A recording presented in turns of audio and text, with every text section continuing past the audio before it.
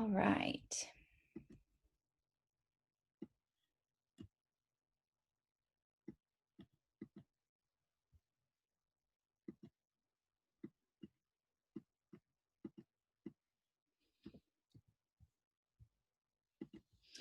All right. Happy New Year, everyone. This is our first town hall of 2021, and I am excited that y'all are all joining us virtually, still trying to navigate these interesting times during this pandemic. And at the end of the presentation, we're going to talk a little bit more about our meetings in the future and kind of what that's going to look like.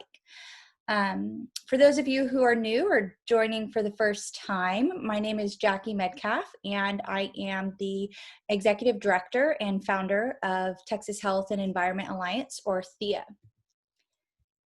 So we have all entered 2021 together, and it's a new year, but we are still continuing on with our mission and our program areas that we're working on across the greater Houston area. If there is, I see a hand went up. If there is something that needs to be addressed before we get to the Q&A, please message one of our team members in the chat. That would be Becky, Christine, or Tracy, and they can get a message to me so that I will address the hands that are raised. But anyways, so our mission is to protect public health and the environment from the harmful effects of toxic waste. And to do that, we engage and educate communities across the greater Houston area and work between our communities and our government agencies to see that the folks who need to be at the table are at the table, and that the cleanup processes for sites contaminating our environments are moving in the direction that they should be. So tonight we're going to talk just briefly about the upcoming transition with the EPA. We're going to touch on the Greater Fifth Ward Cancer Cluster, and as well as our other program areas, the San Jacinto River Superfund site that we're working with, in the Jones Road Groundwater Plume Superfund site, and as mentioned, a couple of updates for the organization. All right, so you are looking at a picture here of Mr. Michael Reagan. He is the president-elect's nominee for the EPA administrator. So the EPA administrator is an appointed position. It is the top position within the Environmental Protection Agency, and this position actually has to go through confirmation. So right now, Michael Reagan is nominated, but he would likely be, he has to go through the confirmation process. So at this time, we can't say 100%, but looking into him, he's got a great background for the job. I'm really excited about the potential here. As a 501c3 nonprofit, we work with whoever is in office to work towards the solutions we know our environment and our communities need. And Mr. Reagan has a background and actually a formal education as well as a career in the environmental world. And he's currently the cabinet secretary for North Carolina's Department of Environmental Quality, or DEQ. And that's like our TCEQ, but for the state of North Carolina. And so him being the cabinet secretary essentially means he's the executive officer of the DEQ, and he's been in that position for the past 4 years. Something that I really like and I find attractive for the work that we do about his background and experience in this position is that he has experience negotiating with major companies towards cleanup solutions. And so that's something that's so important in the Superfund process. That's something that's incredibly important also around the Greater Fifth Ward's cancer cluster, because they have numerous sites that are contaminating their community. And having someone in this position who has experience with those negotiations, I think would be very powerful. He did work previously for the EPA earlier in his career. He had some very high positions within the agency related to national air quality. And he also has a bit of experience working for groups that are more focused in the advocacy arena, which is where we are. And so he was the former associate vice president and senior director at the Environmental Defense Fund, or you may commonly hear that organization referred to as EDF.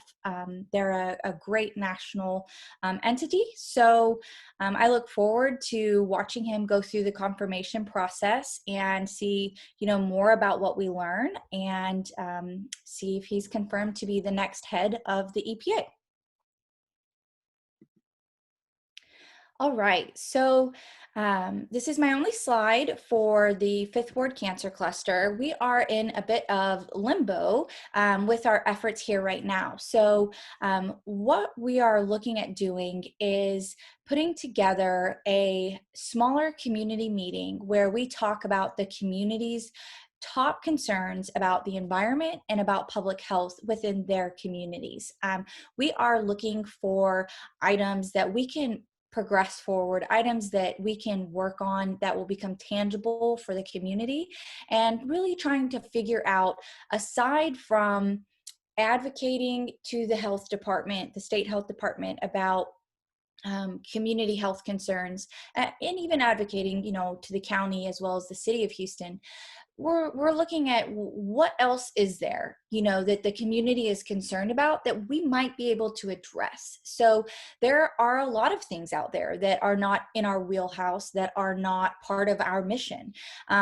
So we will not be able to facilitate all of the concerns out there, but we want to figure out which of those concerns are in our wheelhouse, which of them can we facilitate, and can we try to bring solutions to? So if you would like to be a part of this smaller community meeting, please contact us. You can reach out to me directly, or you can contact us via the contact form on our website. Our website, there should be a link to our website in the chat, or our general email, which is info@txhea.org. Again, info@txhea.org. And we would love to hear from you. We would also love for you to be a part of this group. So either way, if you would just like to share some of your concerns with us, or let us know that you'd like to participate in this meeting, we would love for you to do so. We're in the early planning stages right now, so we're looking at potentially having a mix of virtual and in person. We're not exactly sure where we will land, but as soon as we have the plan together for this meeting, we will let y'all know.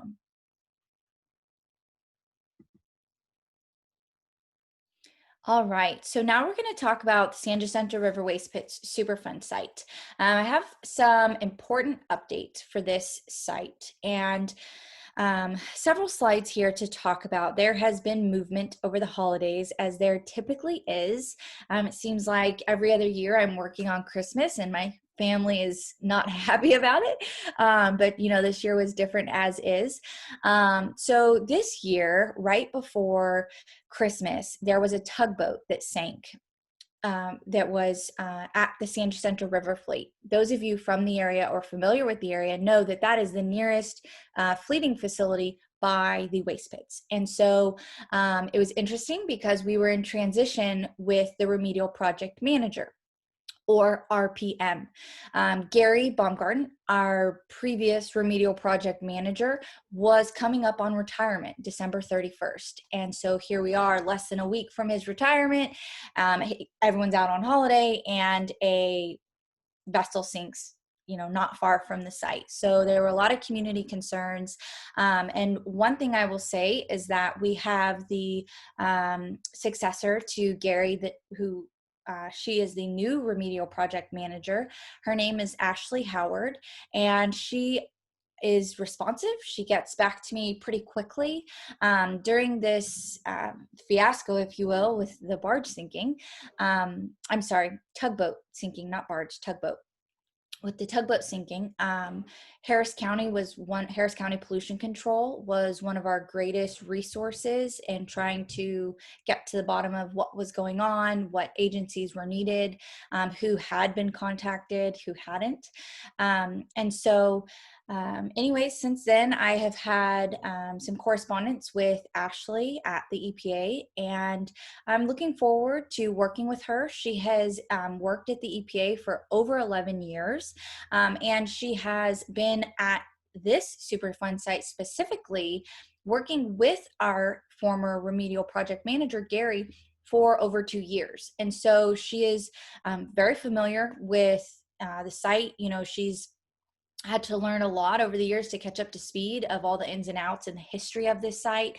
But she's been a part of this working beside Gary as we've been in this most intense, you know, remedial phase. And so, or I'm sorry, the remedial design phase. And so, I wanted to let y'all know she is now the person who, if you had something technical or something about the site, she is the person other than Janetta Coates that you would be reaching out to. Okay, so we had our big meeting in December, and that was the EPA's Community Advisory Committee meeting, or CAC meeting. And we learned a lot of information in that meeting. And if you see slides here on my screen that are blocked out in white like this, that slide came directly from the EPA's presentation at that meeting. And so a couple of things about moving forward that we learned that I wanted to talk with y'all about today. We will talk about all of these fine details much more in depth at our meeting later this month that's solely about the waste pits. However, you know, with this town hall, we'll just touch on a few of the top items because we talk about all of our project areas. So first thing I want to talk about with y'all today is that the treatability study for how they're going to treat the water that they encounter on site is still ongoing. And I understand that the water treatment is actually going to be one of the biggest undertakings of remediation, simply because of the sheer volume of water they are going to come in contact with that's going to need to be treated. And so beyond that, the technical working group meetings are ongoing. The local stakeholders, the local government stakeholders, the Harris County and the non-government Port of Houston Authority are not part of that technical working group meeting, but they do have a follow-up meeting with the EPA after that. So they are abreast every month about what's going on with the technical design and status of the remedial design. So the pre-final design for the Northern Impoundment is due from the responsible parties consultants to the EPA in April. And then the final design for the Northern Impoundment is due to the EPA in June of this, so June this summer. And the final design for the Southern Impoundment, the site that's south of Interstate 10 on that little peninsula there, should have been turned into the EPA in December. I have not received confirmation that it has been, but what takes place typically when one of these big reports is turned over to the agency from the consultants is then the agency then reviews it, you know, sees how comments from them previously submitted were taken, and at that time, you know, it's potentially accepted, or potentially there's something that needs to work out. But once it gets to that point where the EPA is being handed the final design, before they were handed that, they were 90% of the way through that conversation, through all of those details. So it should, in theory, go pretty smooth from there once it is handed over. Okay, some other things in terms of timeline that I wanted to talk with y'all about. Some community members have reported to me that, you know, they're concerned about what's going on with the site. You know, there was a front that came through recently, and much of the cap was observed, and residents felt like there were an abnormal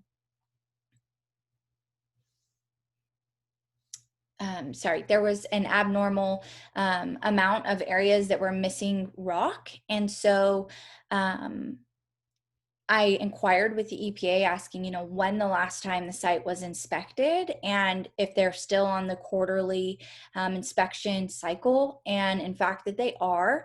The last time that the cap on that northern pit was inspected was October, and it's actually scheduled to be inspected again for this quarter this week. So on the 7th, actually.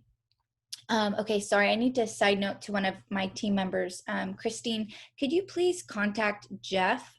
He's having trouble with the audio on Zoom, and I just want to make sure that nobody else is having that issue and that he can get in okay. Okay, and then also at some point this month, they're going to do a bathymetric survey. So ideally, if there were deficient areas, which some community members feel there are, they feel there are that they observed too many areas when the tide was blown out from the front that didn't have rock. Or the other thing could be that maybe it was under really dense vegetation. So I know there are some areas of denser vegetation. So this bathymetric survey is going to assess the elevation of the cap, of the site, and of the riverbed around that area. And so in theory, that should tell us if there's a deficiency. Those of us who've been involved in this for many years know it's missed things before. So we'll get this inspection done this month. We'll get the bathymetric survey done this month, and I've already asked to receive the reports. And so we will see where we go from there. Okay, so many of you are probably waiting to hear what the EPA informed us in this meeting was their position on the waste classification. And what had led to this meeting was that we felt the samples taken to attempt to characterize the waste for disposal. Meaning what, is it hazardous? Is it non-hazardous? Which dictates how it's going to be handled, how it enters our roadways, how protected the construction workers on site are, and then what kind of landfill it goes into and how it's monitored indefinitely, or if it is even monitored indefinitely.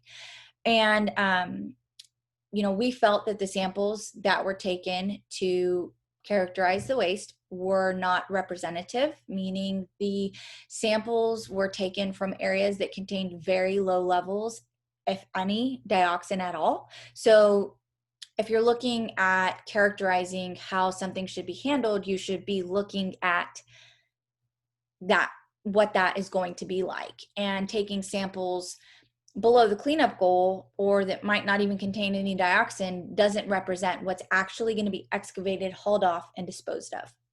And so we brought these concerns to the agency. Many of you submitted letters, and they inquired with the responsible parties and asked for more information showing how they came to their determination that it was non-hazardous.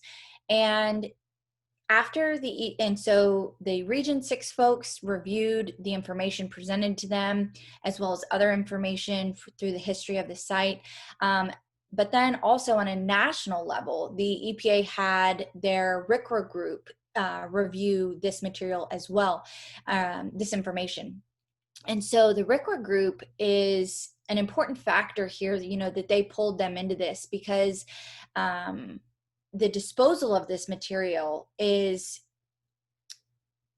it has to meet RCRA laws and regulations. And so that's the Resource Conservation and Recovery Act. And so the fact, that they did bring in that national group, I like that. However, they did agree to what the responsible parties had presented. So based on, what they reviewed, the national group at the federal level, as well as the region, felt that this waste by characteristic is not hazardous. So I'm not 100% comfortable with that in terms of how this waste, what that means for how this waste is going to be looked after indefinitely. But it's important that we all understand what is defined as hazardous and what is defined as non-hazardous can be very misleading when it comes to terminology. So to any of us, we would think, well, this is toxic material. this contains chemical compounds that are known to be carcinogens, right? To potentially harm public health. And so when we think hazardous versus non-hazardous, we would be more inclined to think, how could it not be hazardous? It's hazardous to people. Well, the criteria that the laws and regulations set out is so limited. And one of the criteria they look at to see if it's characteristic hazardous is toxicity. However, I learned that what they look at in terms of toxicity is only a small window of chemicals. It's I believe under 40 chemicals, and dioxin is not one of those. So even though, say, in the world of toxicology or the world of medicine or the world of public health, we could say we know this stuff is toxic. But when you're looking under the hazardous versus non-hazardous, the RCRA definitions, it's not listed as a toxic item. And I know that is bizarre. It's been a lot to learn about, to wrap my head around. It's confusing. But I assure you, we are continuing to have these conversations with the EPA, with others, about what this means, what our options are, and what this is going to look like moving forward.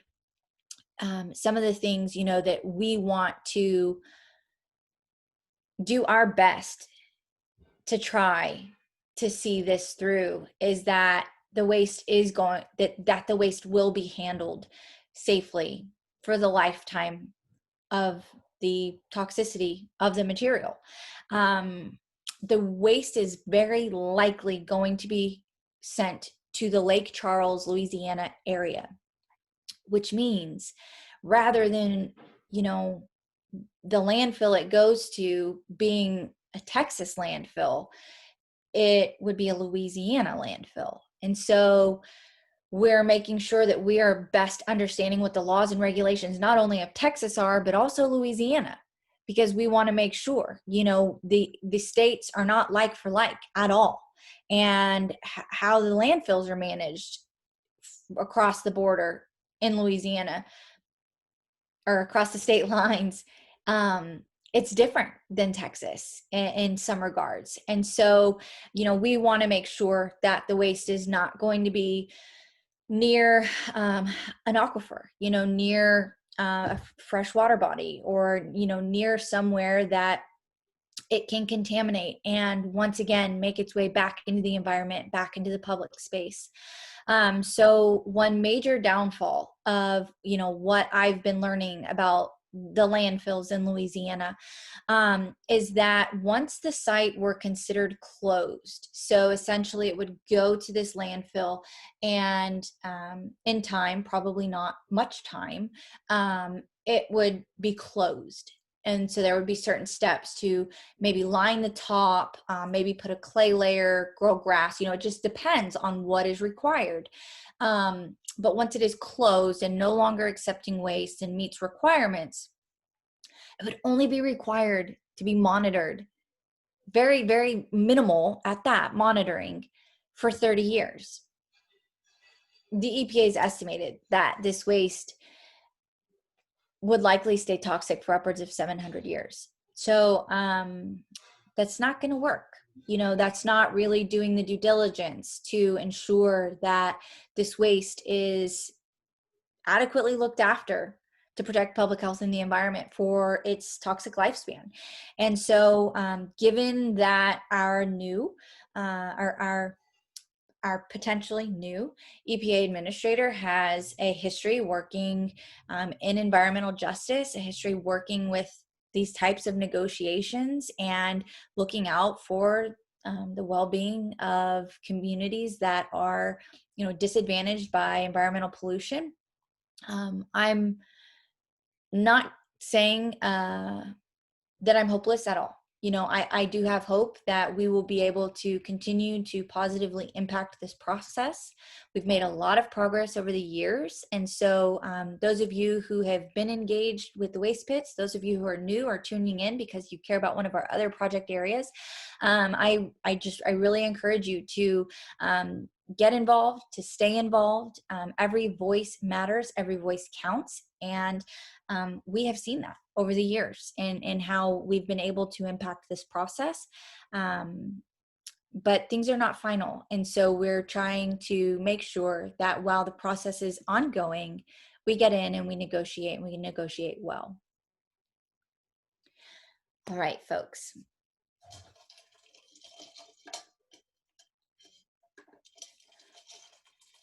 All right, so now I would like to talk about the Jones Road Groundwater Plume Superfund site. We have received over 400, or I'm sorry, just under 400 documents through a Freedom of Information Act request from the EPA. And we have been working for quite a while now to digest all of these reports. And in doing so, I was going through previous 5-year review documents. And so that's when a site has not yet met all of the cleanup goals. It goes through a review every 5 years. And so, excuse me, I thought, well, it looks like, you know, in the next year or two, it's going to be due for a review. And we're at a really critical point because we're finding out that the EPA's plan to limit new wells from being drilled into the restricted area, which is the area above the plume of groundwater contamination, we've found that restriction is not working. New wells are still being dug. And that's a problem for many reasons, aside from people potentially unknowingly being exposed to contaminated groundwater. So I thought, well, this is a perfect time for the 5-year review because we can work with the agency, we can represent your voices, we can let them know what our understanding is, what our position is, what we're hearing from y'all, what we're hearing from people in the local communities. And that's basically one of the items is it's not working, right? The restriction is not working. And that's part of the 5-year review is to assess is what they are doing actually working. So this is a big opportunity that we have this year. I'm very excited about it. Because we actually have an opportunity right now where they're going to be intensely looking at what they're doing and the adequacy of that. And so the 5-year review will take place this year in 2021, and then it will be reported in 2022. So this year, they'll do all of the in-depth items, and then next year, they will present a report. And they will publish a report that says, you know, what they did, what they looked at, what they found, and what their decisions are. And so I'm really excited for this opportunity. I will definitely take a much deeper dive into some of the information at our Jones Road meeting a little bit later. And moving on about this site, though, we are working with 2 of our partners at the University of Texas Medical Branch, or UTMB, and Baylor College of Medicine to put together a large community event for the community around this Superfund site. You know, looking at things and just hearing from the community. I don't believe enough has been done. I don't believe that, you know, all the T's have been crossed, all the I's have been dotted. I think there have been undoubtedly stones left unturned. Undoubtedly. And I want to see the EPA do their due diligence and uphold their mission and make sure that this Superfund site is in fact not hurting public health. And I'm concerned that some things have been left out. And one of those is assessing whether or not vapors are making their way up through the ground and into the outdoor air or into homes or businesses in the area. What you're looking at here is a map specifically of the Superfund site. You'll see the red outline, and there's the this kind of L-shaped building, if you will. And up here in this corner, only the first couple of units have been tested for their indoor air, for the vapors that we know in this area are coming up from the plume of contamination underground. And so, you know, the rest of the shopping center needs to be looked at, as do all of these other areas. You know, there's vast potential for vapors to be coming up from the plume and releasing it, you know, through a cement slab into the outdoor air. And so we need there to be a more in-depth look. And part of what we're planning with our partners is to do that, is to take that look. And so, because it's not being fulfilled by one of our government agencies, and we are very fortunate to have partners who want to dive in, who have resources that they can bring to the table that we simply do not have. They have toxicologists, they have inhalation experts, they have monitoring equipment and labs. And so it's really exciting. It's basically like we are dreaming of what the community needs and how we can facilitate these needs and make sure that people aren't being exposed. And you know, we're seeing too much leukemia, too much childhood leukemia, too many illnesses and diseases in this immediate area that are known to have associations with these chemicals. And so what we're hoping to do is get some data. We're hoping to get out there and get some preliminary sampling done, and then host a community event where we together, us and our partners, will bring these experts to the event that will explain, you know, what these findings are, what we know about this site, and what it could mean for public health, how people can protect themselves, and next steps. Where do we go from here? And so I'm really, really excited about it. Again, just like the Fifth Ward event I mentioned earlier, we are still in the early planning phase, but we are looking at, you know, the possibilities of a combination of an in-person and a virtual event, and or maybe even a drive-in event. There's some great drive-in theaters in the area. And so we're looking at how, even in these times, we can maximize what we were able to do to uplift the communities.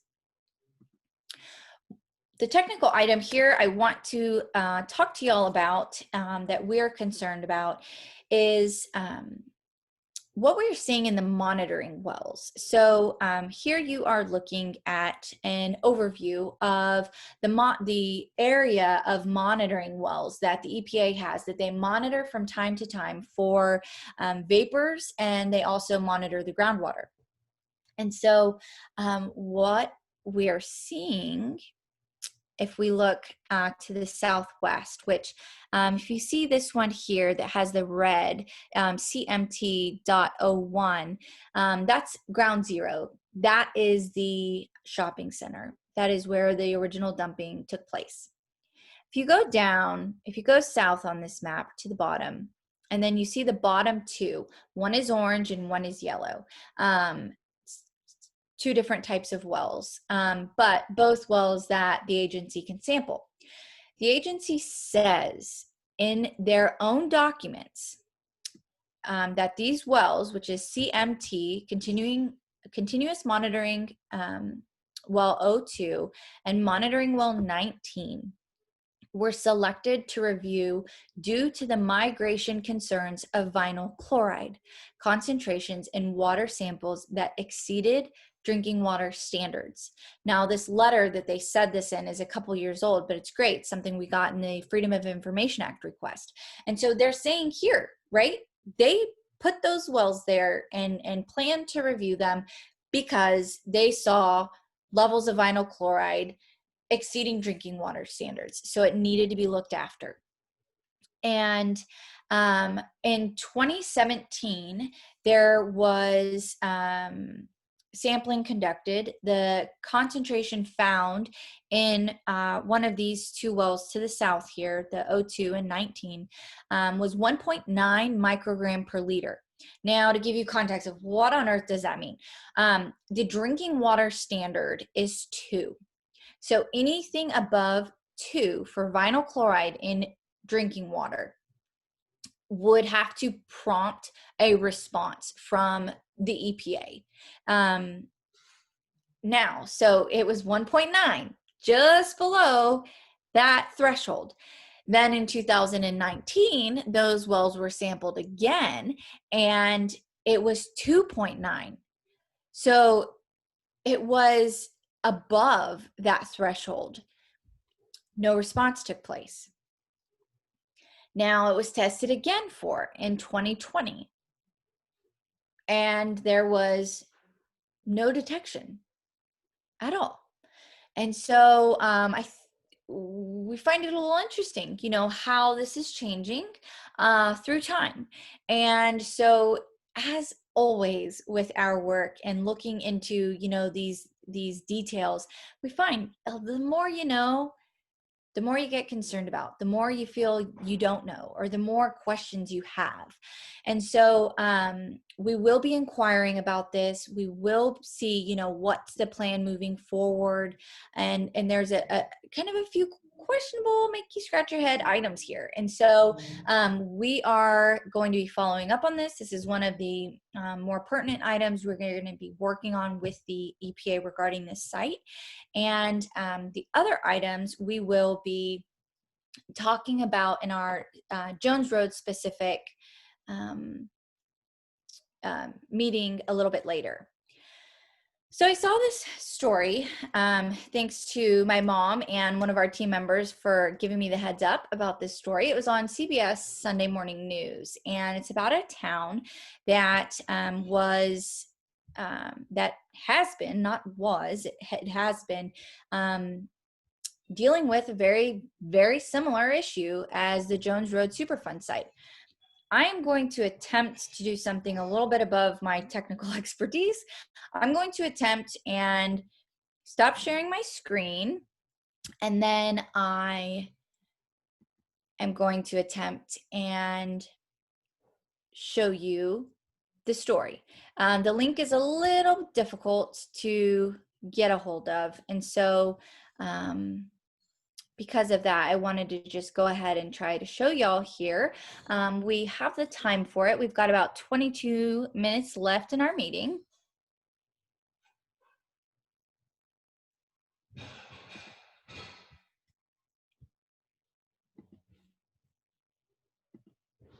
All right, bear with me, folks.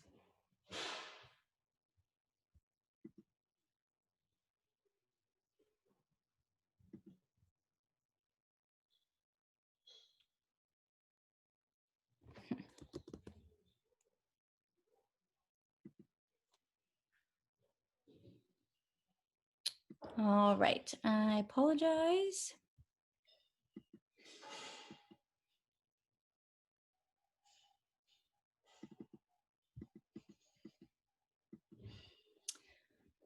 Ah, darn it.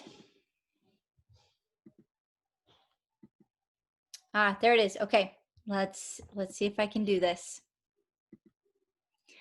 Try to share my screen again and play this video for y'all.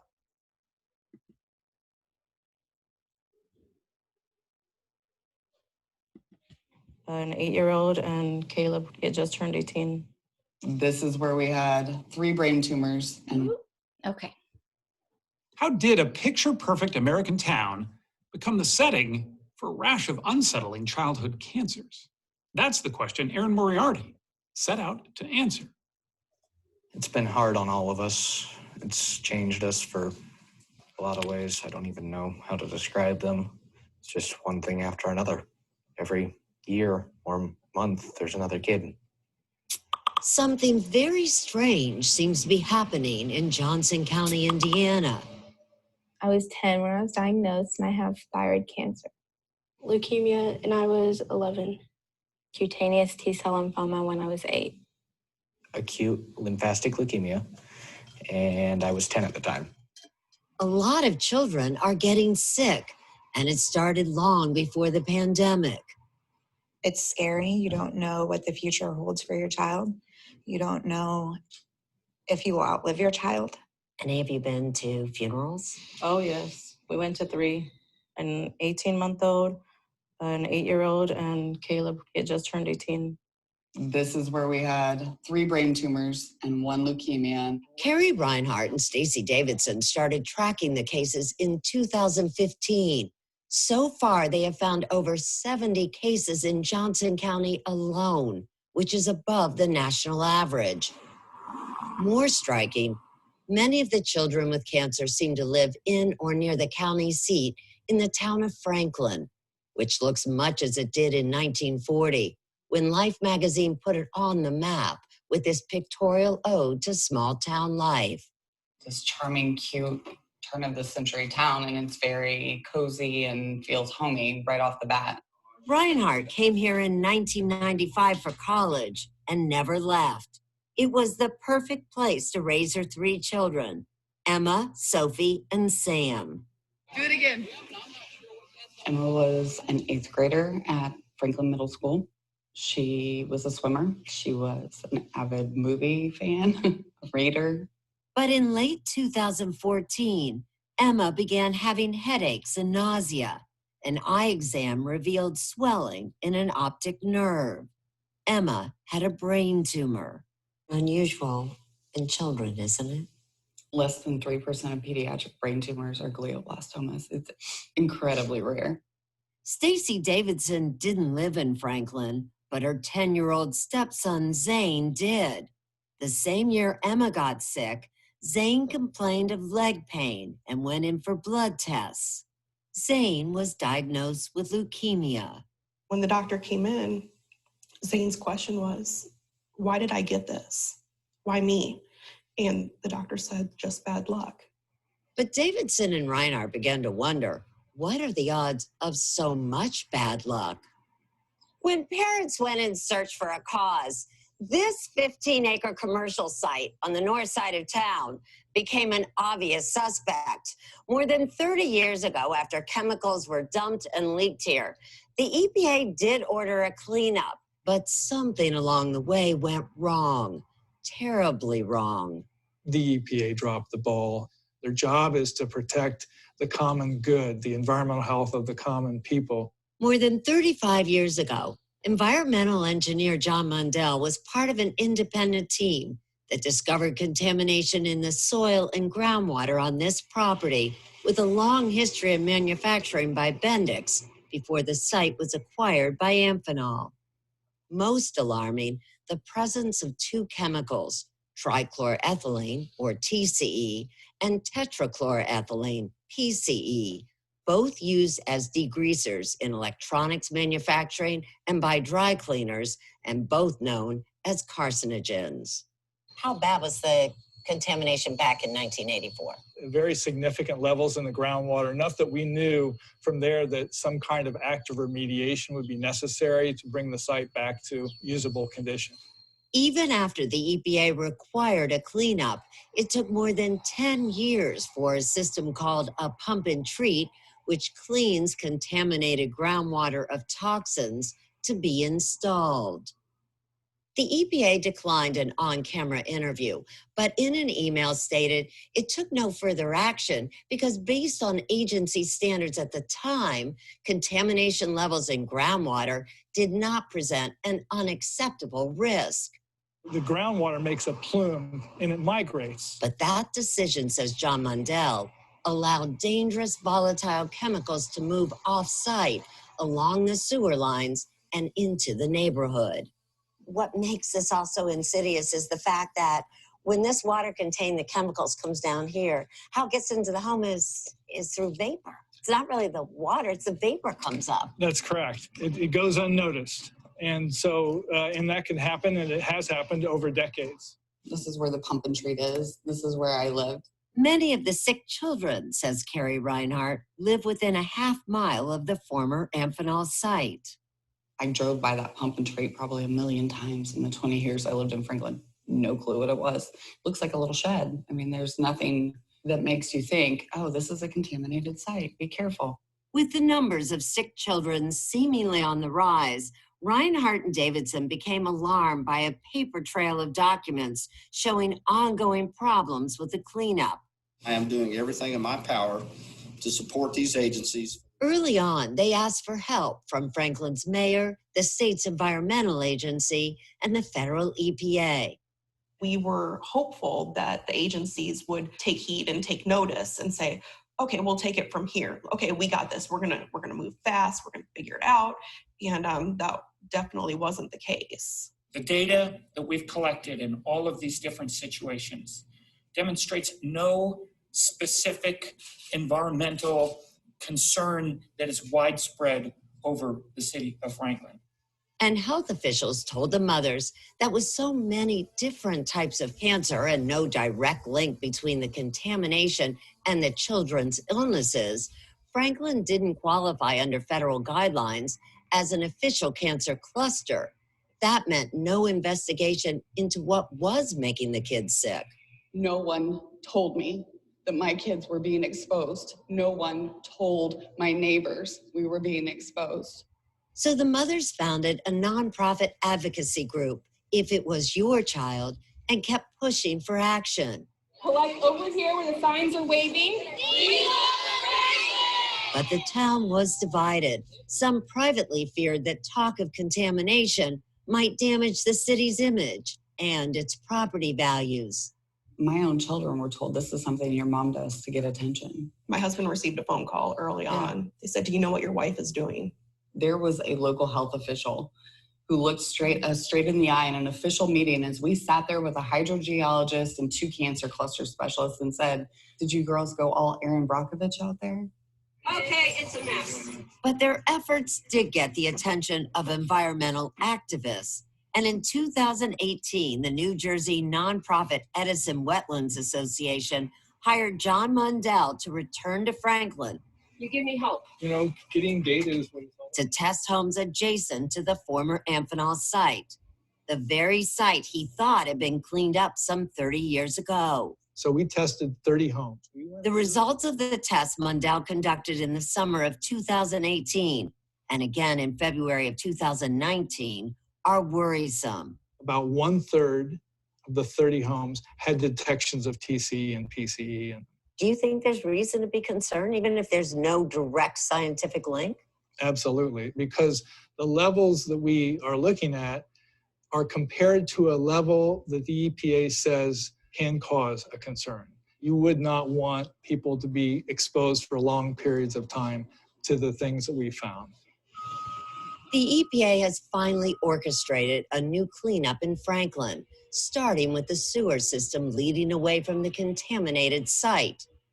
In the email to CBS News, officials admit that the off-site levels exceed the current vapor intrusion protective standards. Amphenol has agreed to investigate and pay for any further cleanup. But as for Carrie Reinhardt's daughter, Emma, the tumor in her brain couldn't be treated. What was the prognosis? What did they tell you? I never asked. I didn't have to. Glios are relentless. Hey. In December 2014, Indiana's Make-A-Wish Foundation granted Emma's lifelong wish to visit Paris. There's a great picture. There's this great picture of him sitting there eating these crepes, high as a kite on her painkillers probably, and just so happy. Was so happy. It was by far the most spectacular way you could, you couldn't dream up a better way to spend the last few days of your kid's life, because it was everything she wanted and more. 3 days after they got home, Emma died.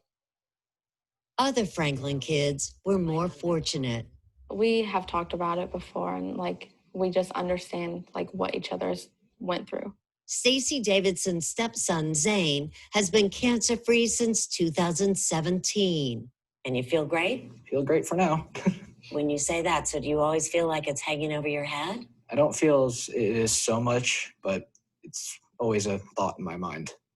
Athena for 2.5 years, and Carly for almost 9 years. Lena is working towards remission. My mom and dad, they're always nervous about my sisters, and I'm always nervous for them because if it happened to me, it could happen to anybody. Carrie Reinhardt and other mothers are now suing Amphenol for dumping dangerous chemicals and failing to warn residents of the danger. The company denies responsibility for causing the children's illnesses. 2 streets over and they are a small band of determined parents, says Stacey Davidson. who may be changing the lives of children beyond the borders of Franklin, Indiana.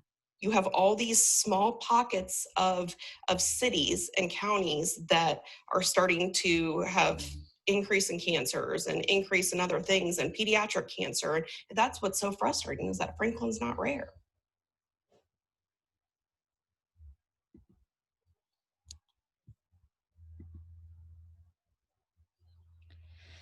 Well, I know that this story was about Franklin, but I wanted to share it because of our communities, our community in the Cypress area that's dealing with these specific contaminants, the dry cleaning contaminants, but also because of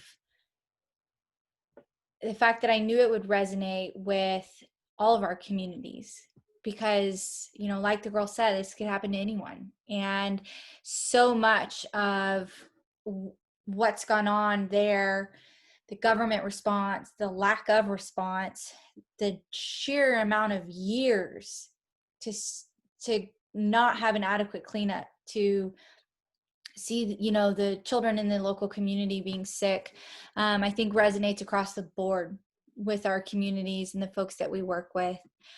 So I felt it was important to share that with all of you tonight.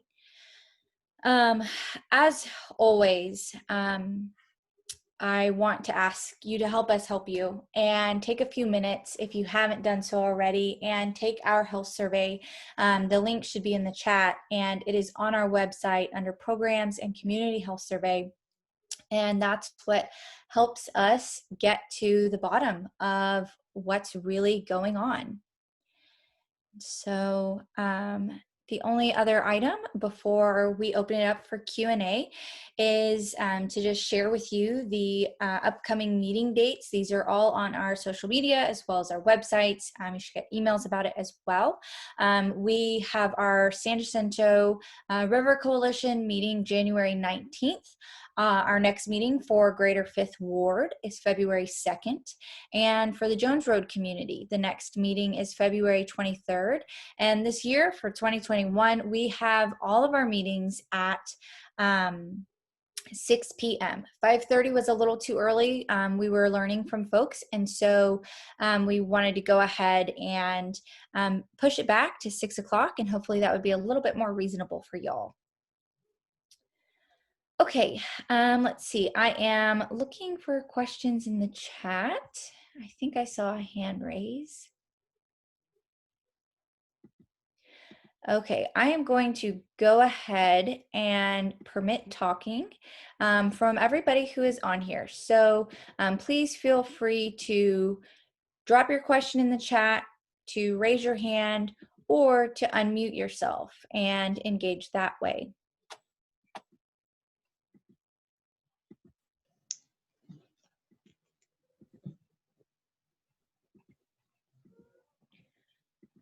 And if I might have missed hitting allow to talk, please just drop us a message if you are having troubles. And that's where it was. Okay, in the Q&A, someone sent that this seems to be the same type of issue that those folks on the Bay, was it Beach City, were facing when dredge spoil was going to be moved there. So good point. So the dredge spoil that was potentially going, or that was, you know, going to go to Beach City until we got involved with the local government there in the communities. That was not from the waste pits. So this is a waste pit specific question. That was material that was going to be dredged from the riverbed near the waste pits, but not the actual pits themselves. So when we're talking about like toxicity, chemical concentrations, two totally different beasts. And that also was what was proposed to happen in Beach City, was not like a licensed landfill. It was not a place that was, established and met criteria to look after waste of this magnitude. And so a bit of a different beast, but same area that we're talking about in terms of in or around the San Jacinto River waste pits. Thank you for that. Okay. Yes. Thank you, Lisa. It was a great clip from Indiana, she says, but unfortunate. Absolutely. Absolutely. Marlene is asking, will Baylor and UTMB and will they be involved in the February 23rd Jones Road community meeting? Our initial goal was to have that date be the large meeting, but we're not sure if logistically we can get everything done, results in, and the expert schedules lined up for that date. So we have a meeting this month to work on when exactly that's going to take place. Now, if there are specific items that y'all would like in any of our programs that y'all are concerned about and you would like to hear, say, from a toxicologist, or like at Jones Road, an inhalation expert, an area where we're dealing with vapors. If you would like to hear from a certain type of expert, if there's something in any of these processes you are struggling to understand and would like more information on, would like to hear from an expert in that field, please let us know. If you have these questions, if you're not maybe understanding something, you're not going to be the only one. I can guarantee you that. This is a lot of complex stuff, and understanding what it means for us, what it means for our communities and our health, it can certainly be difficult to understand. And they're experts and their resources are at our fingertips. And so, we can ask. You bring your concerns to us and we can ask and see, and hopefully we'll be able to facilitate that. So Marlene, if there's something in particular you would like to hear about at our next Jones Road meeting, please let me know. All right, let's see. What are the next steps in challenging the responsible party's definition of the contaminated material as non-hazardous? Good question. So there are different directions that could go. It could wind up in court. I don't think that any of us want that to happen, because one of the outcomes, if it does, is it's going to drag out. And so, but that is a possibility. That is a potential next step that some folks might take. Lisa, would you want to chime in here with me and help me answer the question about what are the next steps? As for us as an organization, we're looking at coming at this from a point of getting the appropriate items signed in the consent decree, which is the legally binding document that the EPA, the responsible parties, and the Department of Justice sign. And it has to do with the future of this site and this material. It would be hard to really say exactly. My understanding is there is not a proposed consent decree at this point. And so we'll have to wait and see what happens there. Once there is a consent decree, there is a time to comment, to review it. But it's usually, hey, we've already made our agreement. So as much feedback as we can get in before then, the better. It's unfortunate that the way the regulations are set up, definitions in the regulations control, and they often don't make much sense. So yes, in terms of toxicity under the narrow RCRA, Resource Conservation and Recovery Act definition, they only look at 41 chemicals in making that determination. And we all know there are thousands of chemicals. EPA recognizes thousands of chemicals as being hazardous. That difference between what they call hazardous and what they define as hazardous versus what they define as toxic creates an interesting framework. So it's a hazardous substance under Superfund. It is not a hazardous waste under the other statute, and it's a difficult situation. So there will be a variety of options. I think transparency, sharing information, sharing concerns, and being willing to use potentially the political process and other processes in terms of educating and reaching better choices could be approaches to take as well. We were very effective in getting the remedy that was needed without having to go through a court process. And I think a lot of that was people being very aware of factual information and sharing it very broadly across many constituencies. Mm-hmm. So I don't know if it answers a question, but some feedback. Yeah, thank you, Lisa. So eloquent. Thank you very much. That was spot on. And, you know, she's right about the impact that we all had together on getting the remediation the cleanup that we did for this site and the record of decision. And, you know, this is another one of those scenarios like we see not only at the waste pits, but, you know, in all the work that we do that, you know, we have to really get together and be united and have the appropriate information and the facts and make sure that, you know, the elected officials, like Lisa said, and those who have the potential to impact this process, who make the decisions as well, are involved, are hearing from us, are knowing that the constituents, the community members, the public, they're all concerned about it. And also, you know, be mindful that there's not always that not always everything that's out there is accurate, and not everything that's out there is always factual. And we were up against that. We saw that when we were, you know, advocating for the record of decision to be what it is. And there was a lot of misinformation that got circulated. And so we will continue, you know, to bring y'all the latest information, to continue engaging folks, and just making sure that you guys have the facts, that you guys know what's really going on and how we can all best work together to see the positive and best outcomes in these scenarios. All right, folks, so we are a few minutes over our end line, and I want to go ahead and be respectful of everybody's time.